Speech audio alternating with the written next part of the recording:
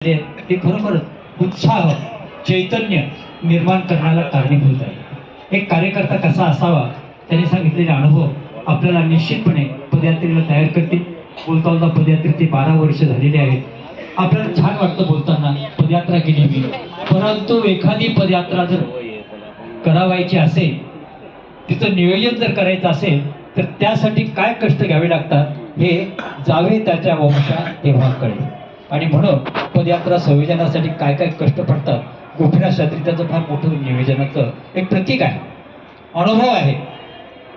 आमच्या अमरावती जिल्हा ग्रामीण मानव सेवा मंडळाच्या पदयात्रेचे 27 वर्षे पूर्ण झाली आणि आता या वर्षाची जळगाव जिल्ह्यात 28वी पदयात्रा निघते आहे। परंतु सज्जनो, पदयात्रेत काय केव्हा प्रकार घडतील सांगता येत नाही। तुम्हाला फार वेगळे अनुभव आहेत। डोक्यावरती फरची पडण्यापासून काय काय संकटांना तोंड द्यावं लागलं हे सगळ्यांना माहीत आहे।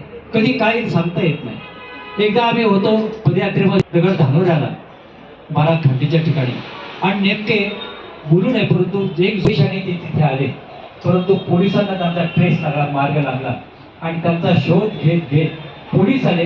पोलीसची गाडी दुरून येत नाही तर हे दुसऱ्या रस्त्याने गायब झाले। नाहीतर त्या रात्रीला आमच्याकडच्या बऱ्याच एखाद्या महिलांचं म्हणणं आहे, पुरुषांचं म्हणणं आहे साहित्य गेलं असतं, परंतु रक्षिता तया प्रभू समर्थ।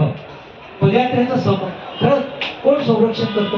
माणसं नाही करत, आम्ही नाही करत। पदयात्रेचं संयोजन परमेश्वर करत असतो आणि म्हणून या पदयात्रेचं कुठल्याही प्रकारचं आयोजन करताना अगोदर कुठे न्यायची याची मनाची विचारसरणी, प्रत्यक्ष तिथे जाणं आणि गेल्यानंतर पदयात्रेसाठी व्यवस्था होणं, त्यासाठी अन्नदानाला माणसं तयार करणं, दुपारचं भोजन, रात्रीचं भोजन, नंतर निवासाची व्यवस्था, पाण्याची व्यवस्था आणि नंतरचा एक प्रकारचा गमतीदार आहे तो तुम्हाला सगळ्यांना सांगितलेली सोय करणं फार अवघड होतं। लोक म्हणतात आणा पदयात्रा, आम्ही तुम्हाला भोजन देतो। पण मी परवा भेटून होतो जळगाव जिल्ह्यात, मला त्यांचा पहिला प्रश्न सर पण आम्ही 700 येणार नाही 800 या, परंतु सकाळची जबाबदारी आमच्याकडे नाही। पण चहाची का नाही म्हणे त्याच्या आधीच बुद्धाने वगैरे खरंच। आणि हे सगळे शेवटी कोणाला सहन करावं लागतं?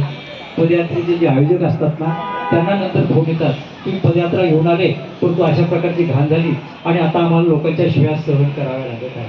पदयात्रेकडून त्या आयोजकाला मान खाली घालू हे सगळं जे बोलणं आहे एखाद्या सुनेसारखं ऐकावं। आता सुना ऐकत हा भाग वेगळा, पण मी म्हणतो की सुनेसारखं खाली मान घालून ऐकावं लागतं। अशा प्रकारे पर्यंत ती भेट, नंतर नियोजन, नंतर पत्रिका, पोस्टर्स तिथे जाऊन देणं आणि नंतर तुम्हाला तयार करणं।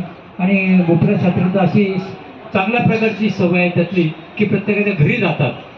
गेल्या वर्षी आला होता, आता का नाही नाही तुझी काय अडचण आहे, मी एखादा गडी लावून देतो, चल बरं माझ्याबरोबर। इथपर्यंत जी तयारी आहे पदयात्रेला माणसं आलीच पाहिजेत। हे फार वेगळ्या प्रकारचं ओढ, धर्मकार्याचं एक प्रकारचं मनामध्ये असलेलं सगळं विवंचना यातून आहे आणि यातून बंधनं वगैरे माणसं येतात, पदयात्रेत सहभागी होतात, त्यांना सांभाळायचं असतं। औषध, जेवण, काय अनेक अडचणी असतात, कधी कधी वेगळे प्रसंग येतात, त्या सगळ्या तोंड देण्याचं कार्य पदयात्रा संयोजक करत असतात। आणि म्हणून आपण पदयात्रा संयोजकांच्यासाठी मनापासून टाळ्या वाजवायच्या आहेत।